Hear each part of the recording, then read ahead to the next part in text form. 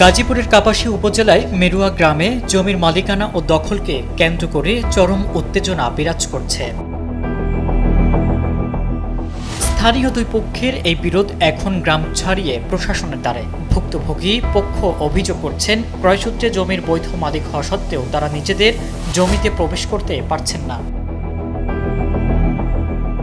অভিযোগকারী আব্দুর রব জানান, তিনি নিয়ম মেনেই জমিটি কিনেছিলেন। তার দাবি, স্থানীয় আওয়ামী লীগ নেতা ও ইউপি সদস্য ইব্রাহিম মিয়া একসময় তাকে এই জমি কেনার সহায়তা করেছিলেন, কিন্তু রাজনৈতিক পট পরিবর্তন ও প্রভাব খাটিয়ে পরবর্তীতে ইব্রাহিম মিয়া নিজেই সেই জমি দখলে নেওয়ার চেষ্টা করেছেন বলে অভিযোগ উঠেছে। এই জন্য আমি একটা বিনিয়োগ করতে চাচ্ছি, যাতে এলাকার এবং সমাজের 10 জন লোক কাজ করে বা একটা কর্মসংস্থান হয়, সেটাই আমার উদ্দেশ্য। কিন্তু এই পেতাত্তা, এই শয়তান আবারও আমার পিছনে লাগছে, এইটি মূল আমার বক্তব্য। এবং এই জমিটা আমি পূর্ব ধারাবাহিকতায় আমি মালিক। তারা মিল্লা পেশি শক্তি দিয়ে আমাকে এই জায়গায় আর আসতে দেয় না। আওয়ামী লীগের আমলে অনেক কিছু করছি আমরা, তো দলিল মূলে আমি মালিক, উনি আমাকে আমি এই রেকর্ড বিরুদ্ধে মামলা দিয়েছি, এমনি মামলা করছি সম্পূর্ণ তার লগে হয়ে যাইছি। যখন আমার স্বামী মারা গেছে এই হইলাম আমি আর মামলা যাইতারি না, টাকা পয়সা লাগে মানে আমি আর যাইতারি না। এই স্বামীও মারা গেছে খালি শুধু তার লাগে।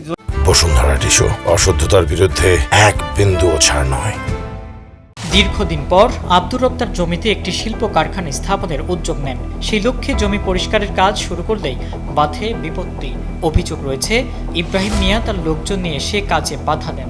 নিচের বৈধ সম্পত্তিতে কাজ করতে গিয়ে বারবার বাধার সম্মুখীন হওয়ায় এখন দিশেহারা এই জমির মালিক। অন্যদিকে ইব্রাহিম মিয়া সব অভিযোগ অস্বীকার করেছেন। তার দাবি, জমিটি নিয়ে আদালতে মামলা চলছে এবং একটি রায় তার পক্ষে আছে। তবে স্থানীয়দের অভিযোগ ভিন্ন। অনেকের মতেই ইব্রাহিম মিয়া ভুয়া দলিল দেখিয়ে বিভিন্ন মানুষের জমি নিচের দাবি করে এলাকায় বিভ্রান্তি ও উত্তেজনা ছড়াচ্ছে। কাগজে ফান্ডামেন্ট খালি চালাইবেন, বসছি হয় ভাই না খারিজে যেইবারে তাতে কিনছে, হ্যাঁ খারিজে ভাইছে না, খারিজ করতেছে না, না ভাইয়া দাল কালা করে দিছে, কোর্টে মামলা করছে, আইডাইছে।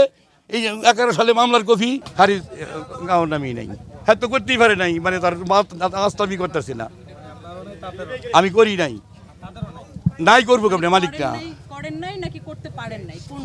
আমি ওই যে সার্টিফিকেট, চেয়ারম্যানের সার্টিফিকেট, এই মেম্বার এই জমি বাধা দিছে, এরকম আপনার শত শত মান হয়েছে।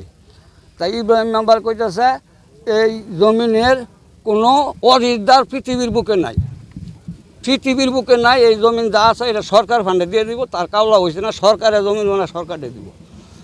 তখন আপনারা কিছু করতেছেন না, জমিনও বাধা দিল পুলিশদের দুর্ব।